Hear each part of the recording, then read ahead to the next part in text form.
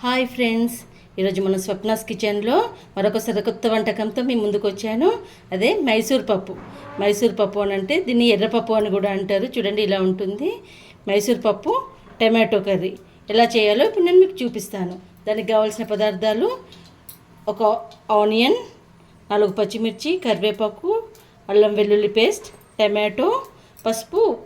చూడండి, ఇప్పుడు మనం కుక్కర్లో వేస్తున్నాము. సో కుక్కర్లో అయితే తొందరగా అయిపోద్దని కుక్కర్లో వేస్తాను. ఫస్ట్ ఆయిల్ వేసాను, తర్వాత తాలింపు గింజలు వేడయ్యాక కరివేపాకు,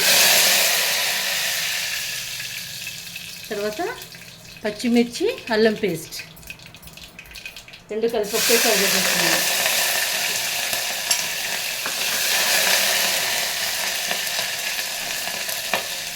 ఆనియన్,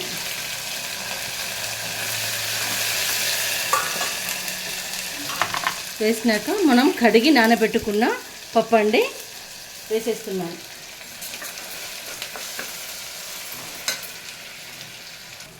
మన పప్పు ఇలా వేగుతున్నప్పుడు పసుపు వేయాలండి. పసుపు వేసి ఒక 2 మినిట్స్ మూత పెట్టాలి. మధ్యలో ఇలా కలుపుతూ వేపుకోవాలి. చూడండి, పప్పును ఫస్ట్ వేపుకోవాలి.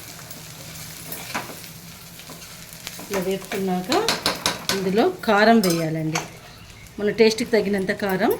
నేను ఇప్పుడు హాఫ్ స్పూన్ వేస్తున్నాను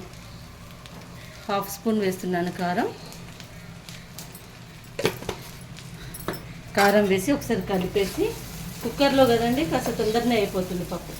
తర్వాత వెంటనే టమాటో వేస్తున్నాను. టమాటో కొంచెం మెత్తబడాలి, తర్వాత కుక్కర్ పెట్టుకోవాలి. ఇప్పుడే పెట్టవద్దు. చూడండి, మన టమాటో కొంచెం మెత్తబడ్డది. ఈ టైంలో పప్పు మునిగేదాకా వేయాలండి వాటర్. పప్పు కొంచెం మునగాలి. ఆ టైంలో పప్పు మునిగేదాకా వాటర్ వేసేసి కొంచెం ఉప్పు వేసి, ఉప్పు కారం అనేది మన టేస్ట్కి తగ్గట్టు అండి. పప్పు కొంచెం లూజ్గా కావాలనుకుంటే కొంచెం వాటర్ ఎక్కువ వేసుకోవాలి. లేదు అనుకుంటే పప్పు మునిగేదాకా మాత్రం కంపల్సరీ వేయాలి.